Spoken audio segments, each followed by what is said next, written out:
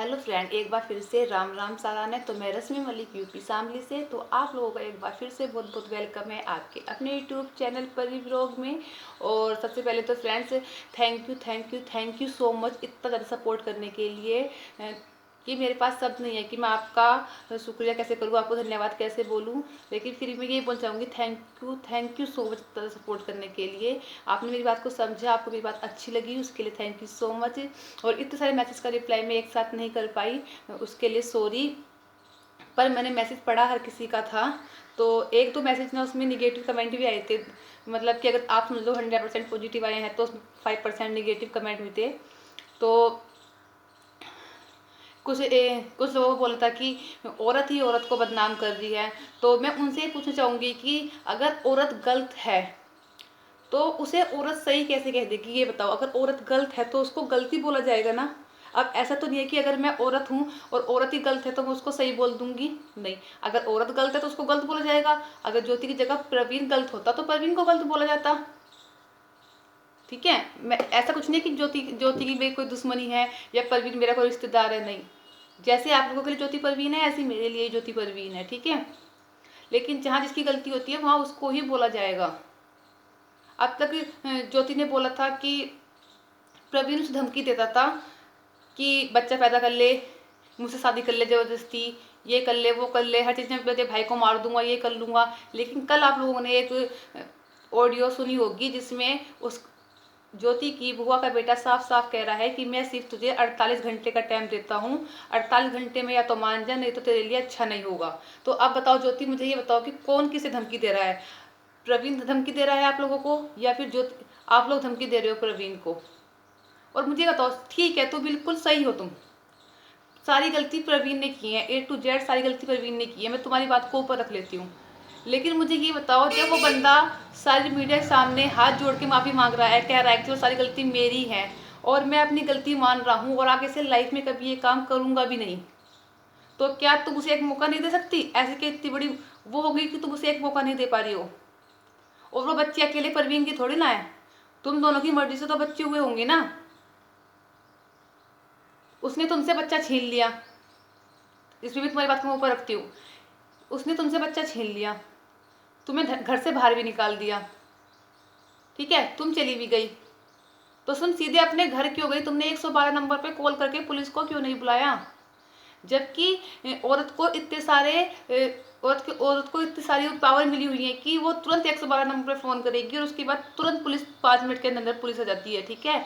और औरत से 18 साल तक जब तक बच्चा नहीं हो जाता है, बच्चा जो है वो पिता माता के पास माँ के पास रहता है, उसे कोई नहीं छीन सकता माँ से, अगर माँ चाहे तो, ठीक है। और 18 साल के बाद बच्चा डिसीजन लेता है कि मुझे किसके साथ रहना है, ठीक है। तो तुमसे बच्चा किसी ने छीना नहीं है। तुम तुरंत 112 फ़ोन करती, पुलिस आती, वहाँ पर पुलिस को सारी बात बताती और किसी की हिम्मत नहीं थी, मजाल नहीं थी कि परवीन तुम्हें घर से बाहर निकाल दे या तुम्हें उंगली भी टच कर दे, ठीक है। औरत को तो सारी पावर मिली हुई है, मजाल नहीं है किसी की। और रही ना, एक बात बताऊँ तुम्हें मैं,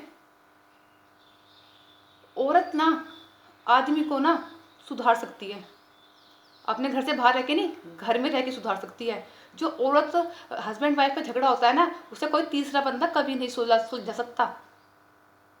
उसे वो दो बंदे आपस में ही सुलझाएंगे तो सुलझेगा, अदरवाइज कभी नहीं सुलझेगा, ठीक है। मैं एक बार बताती हूँ, तुम्हें हर चीज़ के साथ कॉम्प्रोमाइज़ करना पड़ता है। ऐसे गृहस्थी नहीं चलती कि मुझे तो छोले भटूरे ही चाहिए, मुझे तो ये चीज़ चाहिए, मुझे तो वो चीज़ चाहिए, नहीं। जब बच्चे हो जाते हैं ना तो उसके बाद बच्चों की जिम्मेदारी आ जाती है। माँ बाप अपने बारे में ना सोच के ना बच्चों के बारे में सोचता है।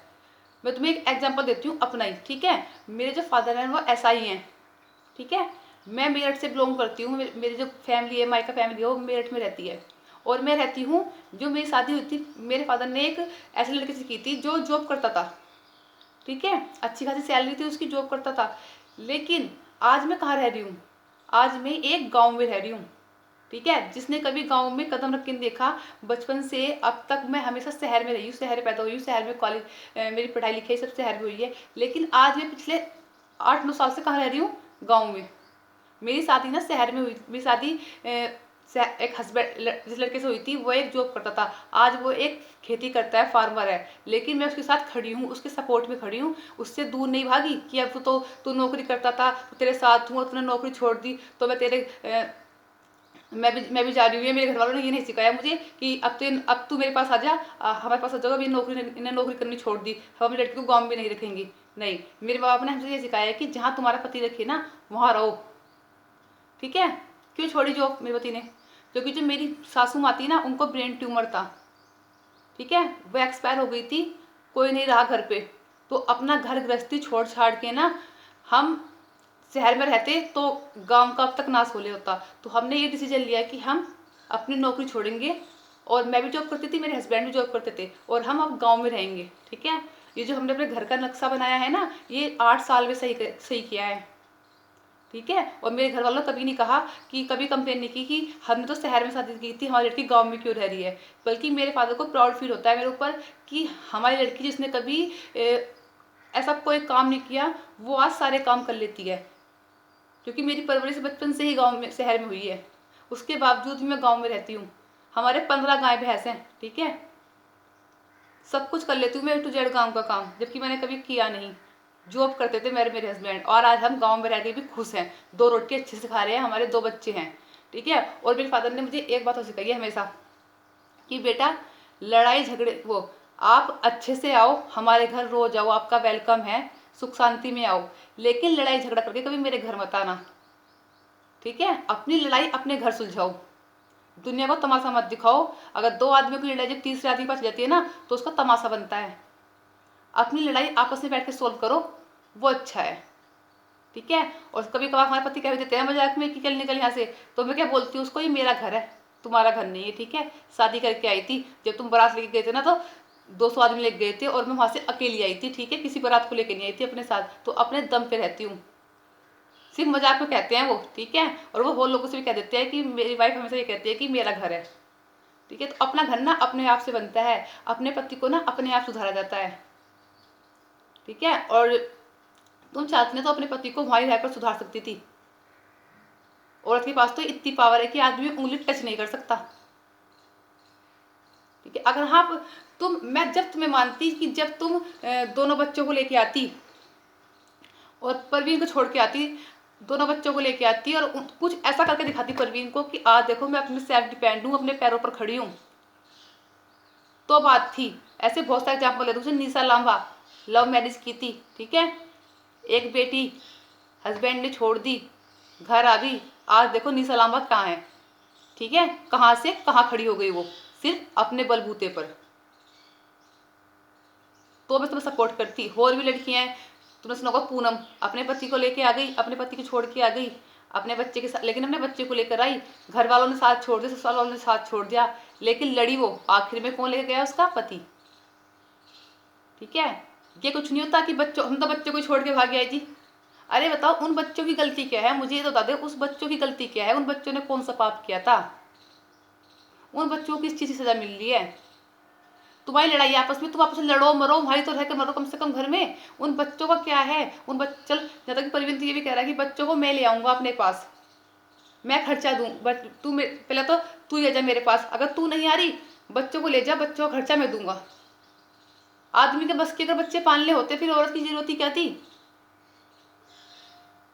आदमी अच्छा ला के दे सकता है, तुम्हारे सारे खर्चे उठा सकता है, लेकिन बच्चों को नहीं पाल सकता। ठीक है, क्योंकि एक माँ को पता है कितनी सारी जिम्मेदारियां होती हैं एक बच्चे को संभालने के लिए। तो मैं बार बार रिक्वेस्ट करती हूँ ज्योति, मैं फिर से बोल रही हूँ कि अपने घर आ जाओ, अपना घर मत बिगाड़ो, अपना घर मत बिगाड़ो। मैं एक बात बोलती हूँ, कोई मायके वाले, कोई ससुराल वाला, जब तक कि हमें सपोर्ट करते हैं, जब तक हमारा पति हमारे साथ होता है, लेकिन जिस दिन हमारा पति हमसे दूर जाता है ना, उस दिन औरत की कोई इज्जत नहीं बचती, कोई सपोर्ट नहीं करता। हाँ, अगर परवीन की गलती होती तो मैं 100% परवीन को बोलती, लेकिन जब परवीन की कोई गलती नहीं है, वो साफ साफ बोल रहा है कि आजा आजा, मैं रख लूंगा, मैं रख लूंगा। अरे उसे एक मौका दे के तो देख, उसे एक मौका दे के देख, क्या बताओ तुझे रख ले और अच्छे से रखे। और अब तो तेरे पास इतना अच्छा मौका है, अगर वो किसी भी गलती करे ना तो तुरंत मीडिया वालों को बुला के बता सकती है कि परवीन ने ये गलती की, मुझे ये मारा, मुझे ये किया। अगर तुम्हारे दिमाग में सच में है ना तुम्हें बच्चों को पालना है, अपना घर बसाना है, तो तुम आ जाओ, ठीक है। और तुम्हें इतनी बड़ी पावर मिल गई है अब कि अगर परवीन इतनी सी भी गलती करता है ना तो तुम उसे तुरंत जवाब दे सकती हो, ठीक है। ये सब कुछ तुम सब हर कोई तुम्हारे सपोर्ट में आ जाएगा, लेकिन आओ तो अपने बच्चों को संभालो, तो अपनी जिम्मेदारी से क्यों मुकर रही हो। ऐसा ना हो कि आने वाले कल में तुम्हारा ना घर बचे, ना ससुराल बचे, ना कोई और बचे। मैं फिर भी यही बोलूंगी, अपना घर आ जाओ, अपना घर बसा लो, मत बच्चों की ज़िंदगी बर्बाद करो, मत बच्चों को ये करो। और जो आदमी बोलते हैं ना कि औरत होकर औरत को सपोर्ट नहीं करती, तो आप मुझे बताना कि मैं औरत होकर औरत को सपोर्ट कैसे कर दूँ। अगर औरत सही होती तो मैं औरत को सपोर्ट करती, लेकिन जब औरत ही गलत है तो मैं उसको सपोर्ट कैसे कर दूँ। और इस सारी पब्लिक जितने 95% कमेंट ये किए हैं कि नहीं ज्योति गलत है, तो 90% लोग पागल तो नहीं है, कुछ ना कुछ दिखा होगा ना, जब तो उन्होंने ज्योति को गलत बोला। परवीन को गलत क्यों नहीं बोल रहा कोई। और ज्योति धमकी दवा रही है अपने पति को, जो उसके पति को सच में कुछ हो गया फिर कहाँ जाएगी, कोई नहीं पूछेगा, कोई घास नहीं डालेगा। तो मैं इस वीडियो को यहीं पर एंड करती हूँ, मिलते हैं आपसे कल एक अच्छी सी नई वीडियो के साथ। तब तक के लिए बाय बाय, टेक केयर। अगर वीडियो अच्छी लगे तो आप वीडियो को लाइक कर सकते हैं, चैनल को सब्सक्राइब कर सकते हैं। वीडियो अच्छी लगे तो वीडियो को शेयर कर सकते हैं। अगर मैंने कुछ गलती की हो, गलती बोला हो तो उसके लिए सॉरी।